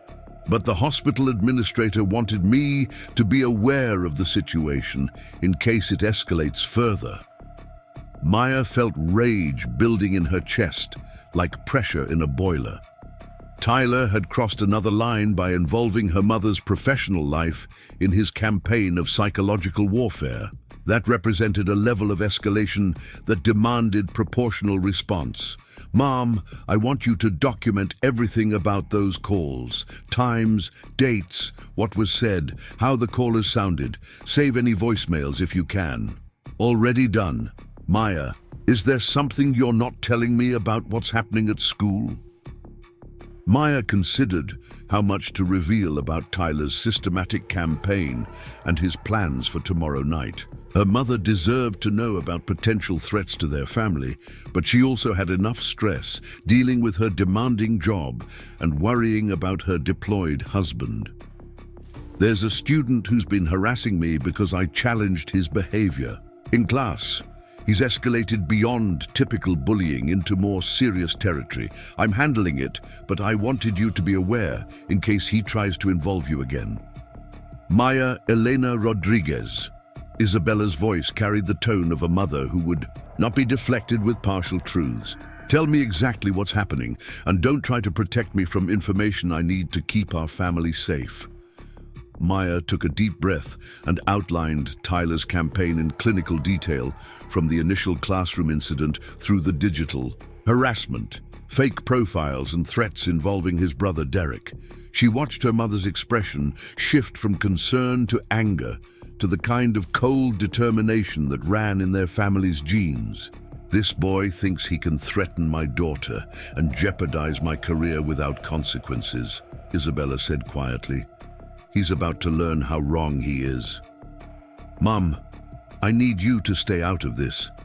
Tyler's family has significant local connections, and getting involved could make things worse for both of us. Mija, I didn't spend 12 years married to a special forces officer without learning a few things about dealing with threats to my family. Tyler Brennan may think he's untouchable, but he's never dealt with an ICU nurse who's had her family threatened." Maya felt a mixture of pride and concern at her mother's fierce protectiveness. Isabella Rodriguez was a formidable woman when motivated, but Tyler's resources and connections made him a dangerous opponent even for adults. "What are you thinking of doing?" Isabella smiled with the kind of expression that had made enemy combatants reconsider their life choices when facing her husband in the field. "I'm thinking that hospital administrators take patient confidentiality very seriously, especially when it involves prominent local families. I'm also thinking that ICU nurses have access to information that could be very interesting to the right people." Maya understood immediately. Her mother was suggesting that Tyler's family's medical records might contain information that could be leveraged if the situation continued to escalate. It was a nuclear option that could destroy Tyler's family's reputation if deployed. But it was also extremely dangerous to pursue. "Mom, that's too risky. If you get caught accessing confidential records, you could lose your job and face criminal charges." "Only if I actually access them illegally," Isabella replied with a meaningful look. "But simply knowing they exist and might be vulnerable to unauthorized access could be valuable information in negotiations." Maya stared at her mother with new appreciation for the strategic mind hidden beneath her caring exterior. Isabella Rodriguez was offering to engage in psychological warfare at the adult level, using her position and connections to match Tyler's family's influence with her own resources. "I love you, Mom, but I want to try handling this myself first before we escalate to family warfare." "Of course, Mija, but know that you're not fighting alone. If this boy wants to threaten our family, he'll discover that we're not as helpless as he assumes." They spent the next hour developing contingency plans for various escalation scenarios, drawing on their shared military background to create response protocols for different threat levels. By the time they finished, Maya felt more confident about facing Tyler's planned ambush. She also felt a deep sense of gratitude for having a mother who understood that sometimes the only way to stop a predator was to become more dangerous than they were. Part 4. The Calm. Before Thursday morning dawned grey and cold, with October clouds hanging low over Millbrook like a wool blanket soaked in rain. Maya dressed carefully in dark jeans and a fitted sweater that allowed full range of motion while maintaining the appearance of typical student attire. She slipped her phone into a secure pocket and added a small tactical flashlight that could serve double duty as an impact weapon if necessary. The bus ride to Oakwood felt different today, charged with the electric tension that preceded significant conflict. Maya spent the journey reviewing her mental preparation techniques, centering herself for whatever Tyler had planned while maintaining awareness of her surroundings and potential threats. Other students on the bus seemed to sense the change in atmosphere. Conversations were quieter than usual, and several passengers kept glancing in Maya's direction with expressions that mixed anticipation and nervous excitement. Word had clearly spread that something significant was planned for today. Maya arrived at Oakwood to find the hallway atmosphere crackling with barely contained energy. Students clustered in tight groups, speaking in urgent whispers while casting meaningful looks toward both Maya and Tyler's usual court near the trophy cases. Phones appeared with unusual frequency, suggesting that whatever was planned would be thoroughly documented. Tyler himself looked different today. Gone was his usual casual confidence, replaced by something harder and more focused. He wore his blazer with military precision and moved through the hallways with the purposeful stride of someone executing a carefully planned operation. When their eyes met across the main corridor, Tyler offered Maya a smile that held no warmth whatsoever. It was the expression of a predator who'd finished toying with his prey and was ready to move in for the kill. Maya returned the smile with one of her own, equally cold and far more dangerous. Tyler's confidence was built on the assumption that she would react like a typical teenager facing social destruction. He had no idea what kind of opponent he was really facing. First period advanced biology passed without incident, though Maya noticed several students watching her with expressions that suggested they knew something she didn't. Dr. Patterson conducted class with her usual brisk efficiency, but even she seemed aware of the underlying tension crackling through the room. Maya participated normally in class discussions while maintaining heightened awareness of her surroundings. Tyler sat 2 rows behind her, his presence a constant pressure at the edge of her consciousness.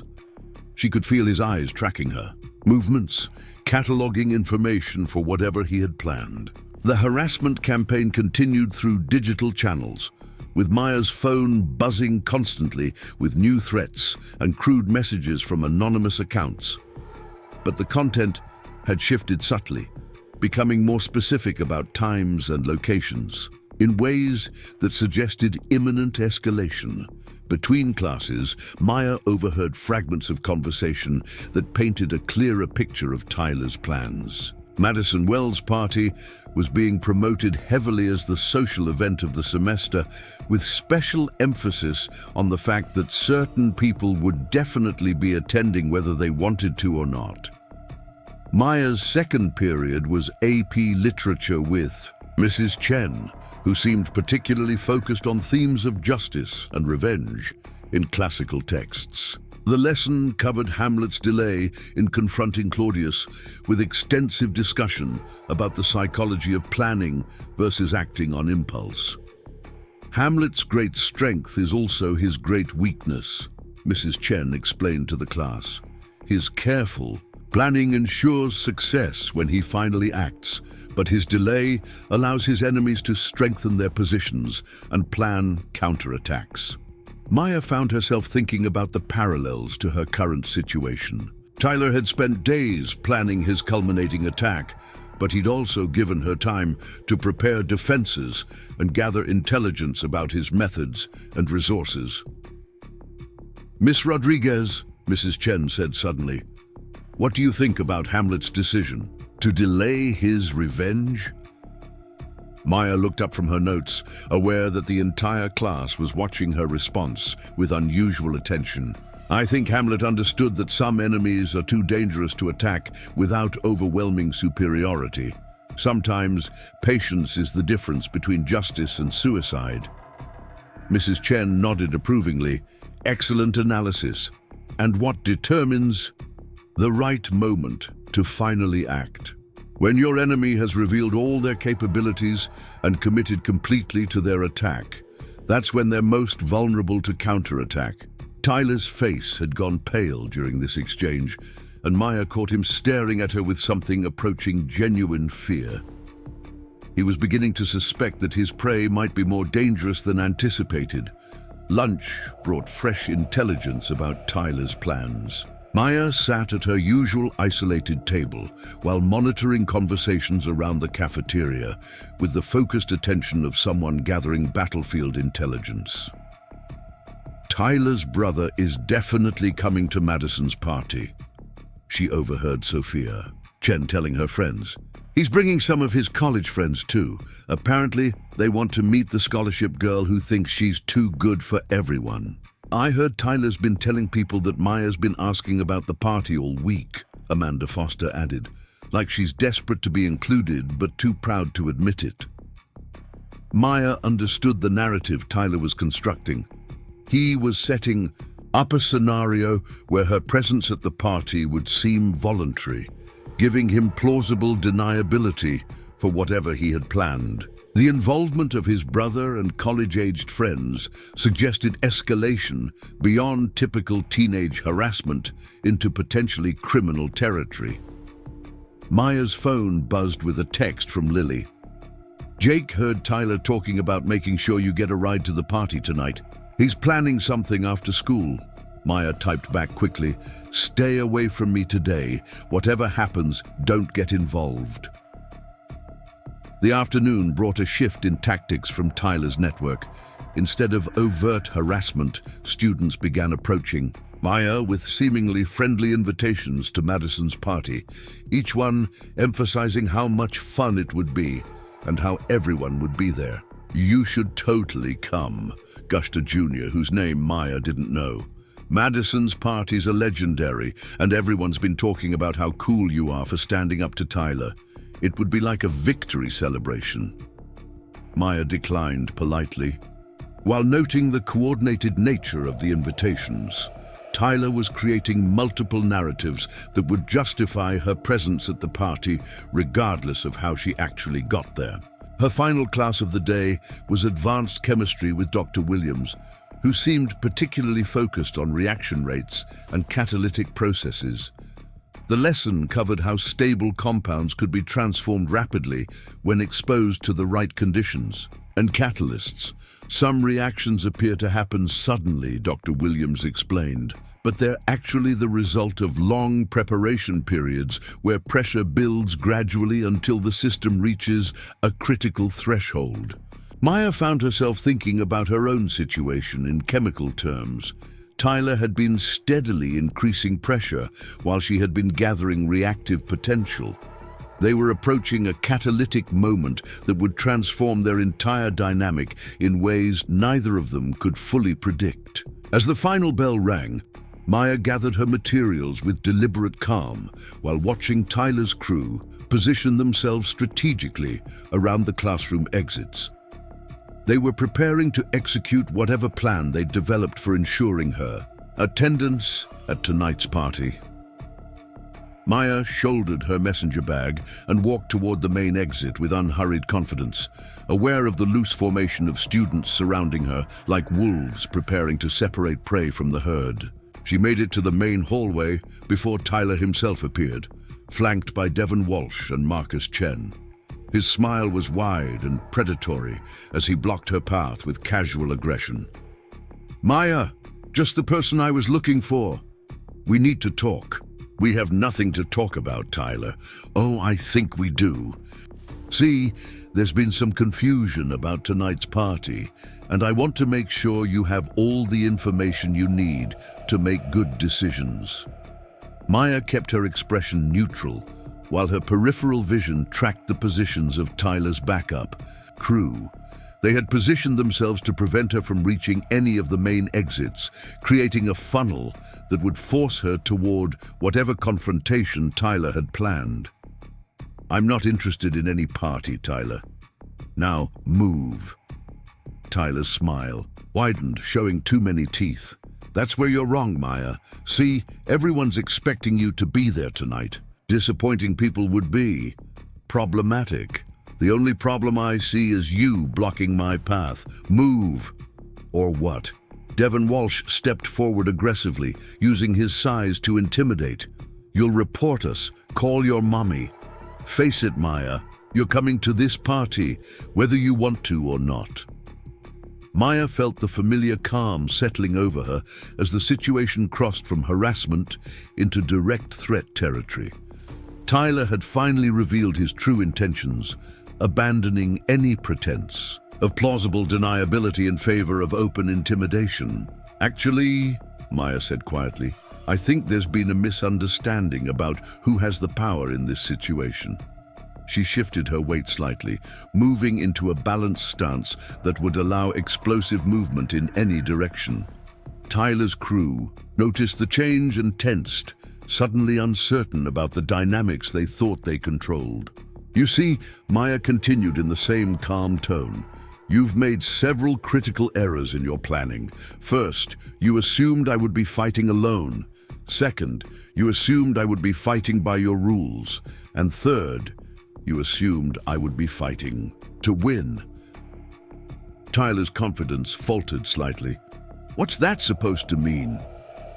Maya smiled, and something in that expression made several of Tyler's followers take involuntary steps backward. "It means I'm not fighting to win, Tyler. I'm fighting to survive. And there's a very important difference between those two objectives." The hallway had gone eerily quiet, with students stopping their conversations to watch the confrontation unfold. Phones appeared to document whatever was about to happen, but Maya was beyond caring about social media consequences. Tyler had escalated beyond the point where reputation mattered. Now it was simply about who would walk away from this encounter with their future intact. "You're crazy," Tyler said, but his voice had lost its earlier confidence. "No," Maya replied. "I'm trained. There's a difference." And in that moment, Tyler Brennan finally understood that he had chosen the wrong prey. Andrews, Part 5, The Point of No Return. The confrontation in Oakwood's main hallway had drawn an audience of nearly 50 students, all of whom sensed that they were witnessing something significant. The usual post-class bustle had given way to an electric silence, broken only by the soft sounds of phones recording and the distant hum of the building's ventilation system. Maya stood perfectly still in the center of the informal circle that had formed around her and Tyler's crew, her posture relaxed but ready. Years of martial arts training had taught her to recognize the moment when verbal conflict would inevitably become physical, and every instinct she possessed was telling her that moment had arrived. Tyler seemed to sense it too. His earlier confidence had cracked, revealing something harder and more desperate underneath. He'd committed too completely to his plan to back down now, even though the situation was clearly spiraling beyond his control. "You think you're tough because you know some karate moves?" Tyler said, his voice pitched to carry to the gathered audience. "This isn't some dojo, Maya. This is the real world, where connections and resources matter more than whatever moves. Your daddy taught you." Maya's expression didn't change, but something shifted in her eyes that made several onlookers take involuntary steps backward. "My father didn't teach me martial arts, Tyler. He taught me something much more dangerous." "Yeah? What's that?" "Proportion." Tyler blinked, clearly not understanding the implication. Maya continued in the same calm tone, her voice carrying clearly through the silent hallway. "See, there are rules about proportional response that most people don't understand. When someone threatens your physical safety, you're legally justified in using whatever force is necessary to protect yourself. When someone threatens your family's livelihood and safety, the law gets even more flexible about what constitutes reasonable response." Boom! Maya's phone buzzed with an incoming call, and she glanced at the screen before answering with deliberate casualness. "Hi, Mom. Perfect timing." Isabella Rodriguez's voice carried clearly through the phone speaker, loud enough for the nearest students to hear every word. Maya, I wanted to update you on those phone calls I received at work. The hospital's security department traced them to accounts linked to the Brennan family's telecommunications services.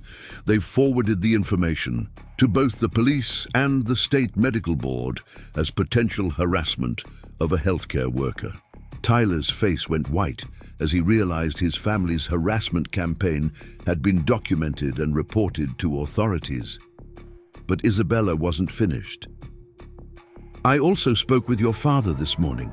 He's contacted some of his colleagues in federal law enforcement about the online harassment and threats you've been receiving. You're apparently creating fake social media profiles and coordinating harassment campaigns across state lines falls under federal jurisdiction when it involves cyberstalking.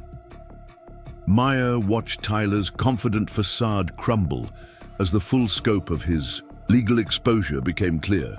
His family's local connections wouldn't protect him from federal investigators, and his systematic harassment campaign had created digital evidence trails that could be traced by people with resources far beyond anything he could influence.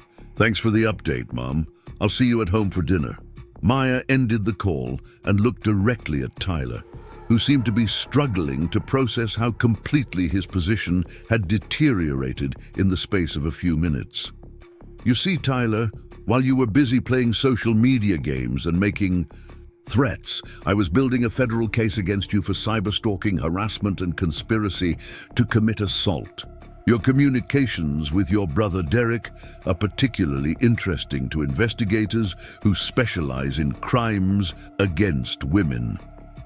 Tyler's mouth opened and closed like a fish out of water.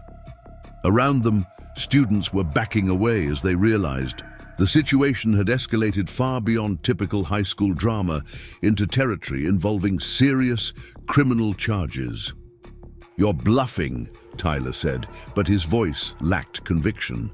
Maya smiled and pulled up her phone's secure messaging app, showing Tyler a conversation thread with someone identified only as federal contact. Agent Martinez is very interested in your case, Maya said conversationally. Apparently, systematic harassment campaigns targeting military families fall under several federal statutes that carry mandatory minimum sentences. Your age won't protect you much longer, Tyler. You turn 18 in 3 months. Devon Walsh stepped forward aggressively, apparently too stupid to recognize how completely the dynamic had shifted. You think you can threaten us with some fake federal bullshit? We run this town, scholarship girl. Maya's response was swift and decisive. Devon's movement toward her triggered defensive reflexes drilled into her through years of training, and she reacted with the kind of precision that only came from thousands of hours of practice. Her hand shot out in a perfect ridge hand strike that caught Devon in the solar plexus with surgical accuracy.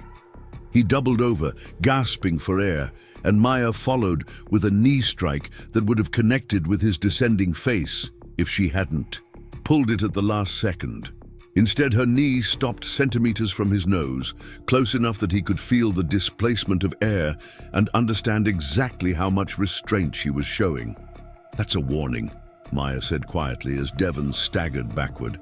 The next person who moves toward me aggressively won't get one. The hallway erupted in gasps and excited chatter as students realized they'd just witnessed genuine martial arts technique applied with clinical precision.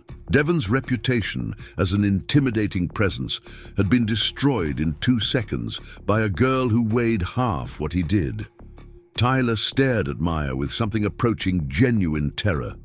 His entire worldview had been built around the assumption that money and social connections were the ultimate sources of power. The idea that someone could possess skills that made those advantages irrelevant was fundamentally threatening to everything he believed about himself and his place in the world. You can't just attack people, Tyler said weakly. I didn't attack anyone, Maya replied. I defended myself against aggressive movement from someone who had just threatened me. There's a legal difference, and it's well documented by all these phone cameras. Indeed, dozens of students, were recording the confrontation, capturing evidence that would clearly show Devon initiating aggressive movement toward Maya before her defensive response. Maya's phone buzzed with another message, this one from her secure federal contact. Local assets in position. Subject has been under surveillance since this morning. Recommend immediate extraction if situation escalates further. Maya showed the message to Tyler, watching his face go from pale to gray as he realized the full scope of what he was facing. Tyler, I'm going to make you an offer, and I suggest you consider it very carefully. You have exactly 60 seconds. To publicly apologize for your harassment campaign, agree to cease all contact with me and my family, and accept whatever consequences your actions have already generated. And if I don't? Maya's smile was arctic. Then Agent Martinez and his team will be very disappointed that their surveillance operation couldn't prevent whatever happens next. Federal investigators hate it when potential witnesses get hurt before they can testify about ongoing criminal conspiracies. Tyler looked around desperately, seeking support from his usual crew, but Devon was still gasping for breath.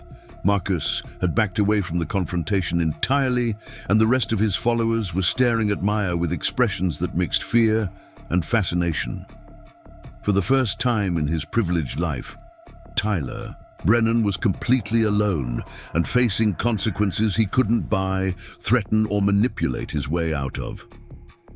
45 seconds, Maya said conversationally. Tyler's breathing became rapid and shallow as panic set in. Everything he'd built his identity around had been stripped away in the space of 10 minutes, leaving him exposed and vulnerable in ways he'd never experienced. 30 seconds. Several students in the gathered crowd began backing toward the exits, sensing that they were about to witness something that would fundamentally change the power dynamics at Oakwood Preparatory Academy. 15 seconds. Tyler's nerve finally broke completely. Okay, I'm sorry. I apologize for everything, all right? Just call off your federal friends. Maya studied his face for a moment, noting the tears of frustration and humiliation that he was struggling to contain. That's a start, she said finally. But apologies are just words, Tyler. What matters now is what you do next. What do you want? I want you to understand that actions have consequences, even for people who think they're untouchable.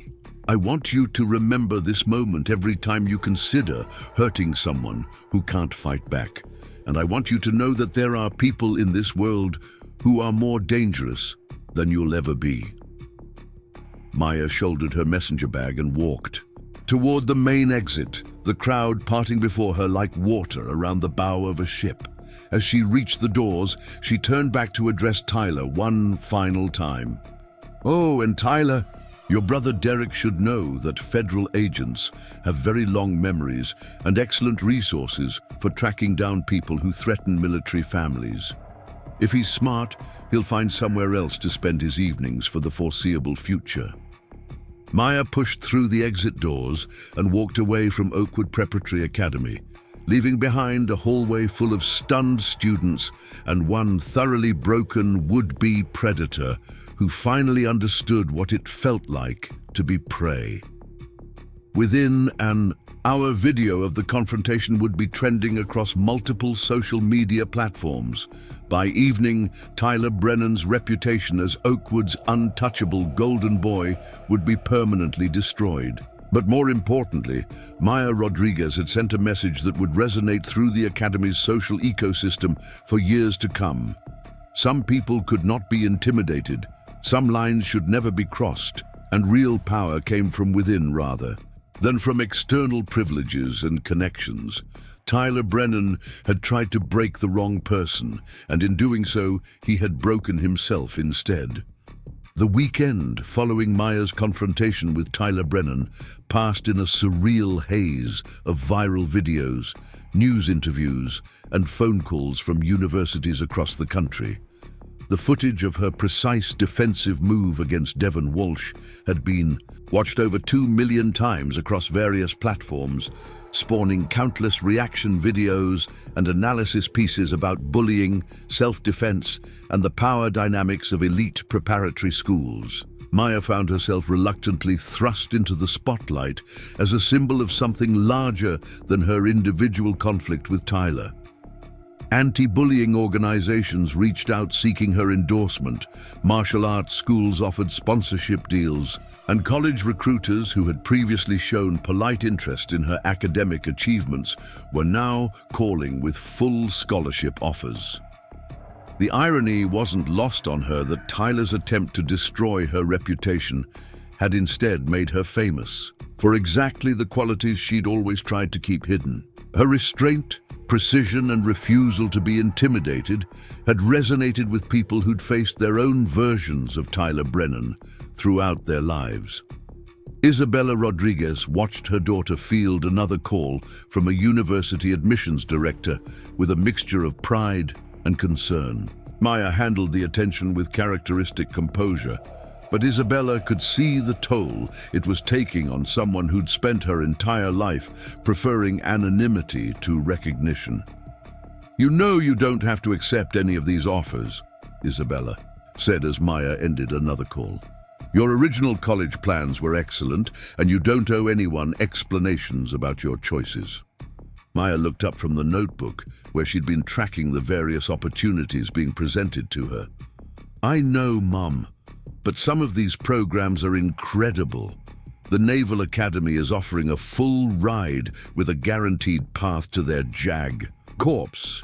MIT wants to discuss their engineering program with a focus on cybersecurity applications.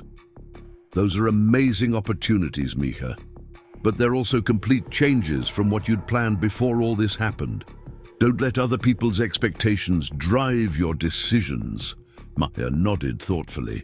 The attention was overwhelming, but it was also opening doors she'd never imagined having access to. Her confrontation with Tyler had revealed capabilities and resources that could serve her well in careers dedicated to protecting others from predators like him. Her phone buzzed with a text from an unknown number, and Maya felt her stomach tighten with familiar wariness. Unknown messages had been a source of harassment for too long for her to feel comfortable receiving them. But this message was different. "Maya, this is Agent Martinez.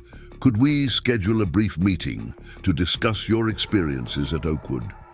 We believe your case may be connected to a larger pattern we've been investigating." Maya showed the message to her mother, who read it with growing interest. "What kind of larger pattern do you think they mean?" "I'm not sure," Maya replied. "But I'm willing to bet Tyler Brennan isn't the only privileged teenager who's been using family connections to escape consequences for increasingly serious behavior." They arranged to meet Agent Martinez at a coffee shop in downtown Millbrook.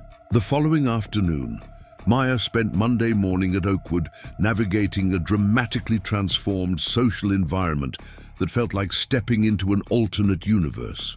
Students who had ignored her completely just days earlier now approached with nervous smiles and requests for selfies.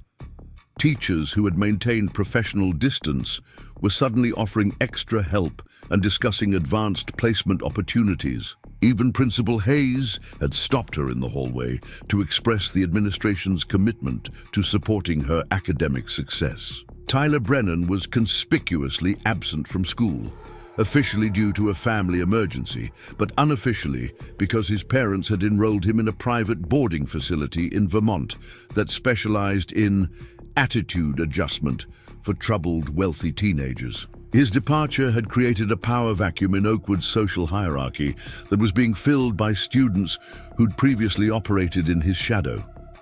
Devon Walsh had returned to school with his arm in a sling, claiming he'd injured it during lacrosse practice. The official story was accepted by administrators who preferred not to investigate incidents that might generate negative publicity for the academy.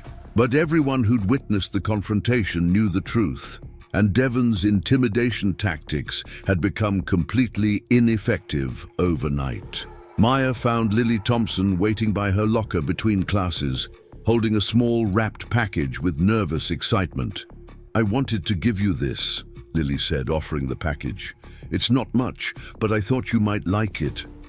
Maya unwrapped the gift to find a small leather journal with her initials embossed on the cover. Inside the front cover, Lily had written, "For someone who showed me what courage really looks like. Lily, this is beautiful. Thank you." "I also wanted to apologize," Lily continued. "I should have spoken up about Tyler's behavior long before it got as bad as it did. I knew he was hurting people, but I was too scared to do anything about it." Maya studied the younger girl's earnest face, remembering her own fear and uncertainty. During the first weeks at Oakwood, "Lily, you did more than most people would have done. Warning me about Tyler's plans took real bravery, and it probably prevented something much worse from happening. Still, I wish I'd been braver sooner. Maybe if someone had stood up to him years ago, he wouldn't have gotten as dangerous as he did." Maya nodded thoughtfully. Lily had identified something important about the ecosystem that had allowed Tyler to flourish unchecked for so long. His power had grown incrementally through the silence and complicity of people who knew his behavior was wrong, but felt powerless to challenge it. "What are you going to do now?" Lily asked. "I heard universities are offering you scholarships." "I'm considering my options," Maya replied diplomatically. "But I'm also thinking about starting something here at Oakwood before I graduate." "What kind of something?" Maya looked around the hallway, noting the subtle changes in student behavior and social dynamics that had occurred since Tyler's departure. A program to teach students how to recognize and respond to bullying behavior. Not just the obvious physical stuff, but the systematic psychological warfare that Tyler specialized in. Lily's eyes lit up with enthusiasm. "That would be amazing. Do you think the administration would support it?" After all the media attention this week, I think they'd be very interested in demonstrating their commitment to student safety and anti-bullying initiatives." Maya spent her lunch period drafting a proposal for what she tentatively called the Peer Advocacy Program.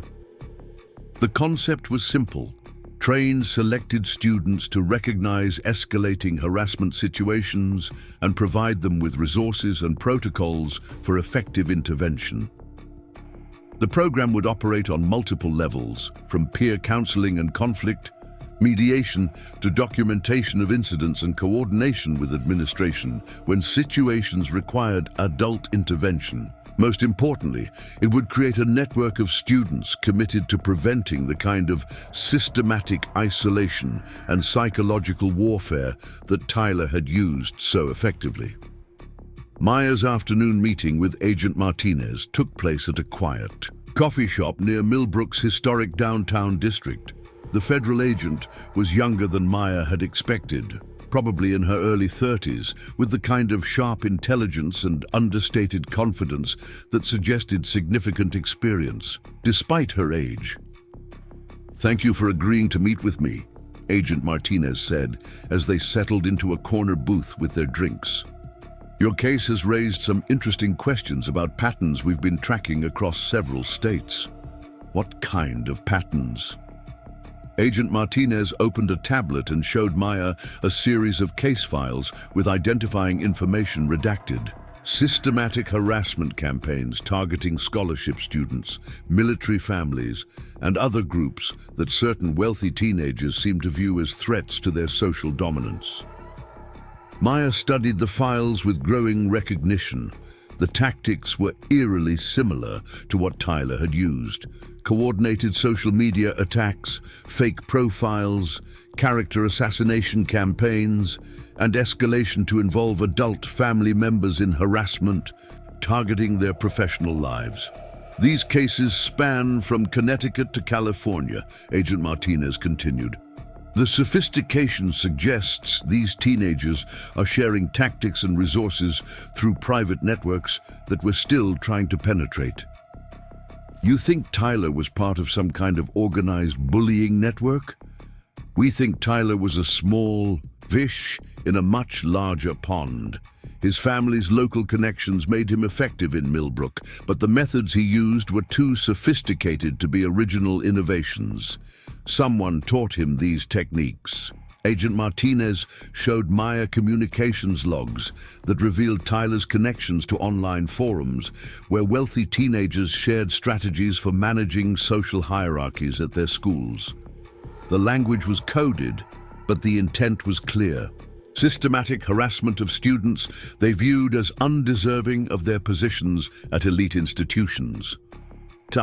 What we find particularly interesting about your case, Agent Martinez said, is that it's the first time one of these campaigns was comprehensively documented and successfully countered. Your technical background and your family's resources allowed you to gather evidence and respond in ways that most teenage targets simply couldn't. Maya absorbed this information while thinking about the broader implications. You want me to help you understand how these networks operate. We want you to help us understand how to stop them. Your case file has become a training model for federal investigators dealing with similar situations. Your methodical documentation, strategic response, and proportional escalation created a template for other victims to follow. Agent Martinez pulled up another file on her tablet, this one showing social media analytics from the week following Maya's confrontation with Tyler. The video of your defensive technique has been viewed by millions of people, but more importantly, it's been shared extensively in communities that deal with bullying and harassment. You've become a symbol of effective resistance. I never wanted to be a symbol of anything, Maya said quietly. I just wanted to finish my senior year without drama. I understand that, but symbols have power, especially when they represent something people desperately need to believe is possible. Right now, there are thousands of students across the country facing their own versions of Tyler Brennan, and many of them have watched your video dozens of times. Agent Martinez leaned forward with the intensity of someone who'd seen too many cases where victims had no recourse against wealthy, connected predators. Maya, you proved that these people aren't untouchable. You showed that careful preparation, proper documentation, and proportional response can defeat even well-connected bullies. That's a lesson that could help a lot of people. Maya spent the drive home thinking about Agent Martinez's words and the weight of unexpected responsibility that had been placed on her shoulders. She'd never intended to become a public figure or a symbol of resistance against bullying. She'd simply wanted to defend herself and her family from someone who thought his privilege made him untouchable. But intention mattered less than impact. And the reality was that her actions had resonated with people who needed to see that standing up to powerful predators was possible. The question was what to do with that platform and influence. Isabella was waiting in the kitchen when Maya arrived home, already dressed for her evening shift at the hospital. How did the meeting with Agent Martinez go? Maya outlined the federal investigation and her potential role in helping to understand and counter organized harassment networks targeting students at elite schools. Isabella listened with the focused attention of someone who understood the broader implications of what her daughter was describing. This is bigger than just Tyler, Isabella said when Maya finished. You've stumbled into something that affects thousands of families like ours. Agent Martinez wants me to consider consulting with federal investigators and possibly testifying before congressional committees about cyberbullying and harassment at elite institutions. Isabella studied her daughter's face with parental concern. That's a significant commitment, Mija. It would mean continued public attention and scrutiny, potentially for years. I know. Part of me just wants to go to college and leave all this behind. But another part of me thinks about all the students who don't have the resources or training to fight back the way I did.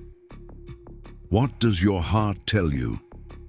Maya considered the question while thinking about Lily's courage in warning her about Tyler's plans, about the federal case files showing similar harassment campaigns across the country, and about the messages she'd received from students at other schools who'd faced their own versions of systematic bullying. My heart tells me that Dad didn't spend 20 years in the military just to protect our family. He served to protect people who couldn't protect themselves. Maybe this is my way of doing the same thing. Isabella smiled with the kind of pride that came from watching her child choose duty over comfort. Then I think you have your answer. Maya spent the rest of the evening researching federal testimony procedures and congressional hearing protocols. If she was going to help investigate and counter organized harassment networks, she wanted to be as prepared and effective as possible. Her phone buzzed with a message from her father, sent from his base in Afghanistan. Saw the news coverage. Proud of you for standing up to bullies. Even prouder that you're considering helping others do the same. That's what service means. Love. You daughter. Maya smiled as she typed back, learning from the best, Dad. See you soon. The next morning brought news that would solidify Maya's decision about her future role. Tyler Brennan's father had been arrested on corruption charges related to city contracts and campaign finance violations. The investigation had been triggered by federal scrutiny of the family's activities following Tyler's harassment campaign and had uncovered years of illegal behavior. Tyler himself had been expelled from the Vermont boarding facility after attacking another student who'd recognized him from the viral videos. He was now facing juvenile charges for assault and was likely to be tried as an adult, given the severity of his escalating behavior. Devon Walsh had been dropped from the lacrosse team and was under investigation for his role in the harassment campaign. Several other members of Tyler's former crew were facing disciplinary action ranging from suspension to expulsion. Most significantly, Oakwood Preparatory Academy had announced the implementation of a comprehensive anti-bullying program that would include peer advocacy training, enhanced digital monitoring, and mandatory education about the legal consequences of harassment and cyber stalking.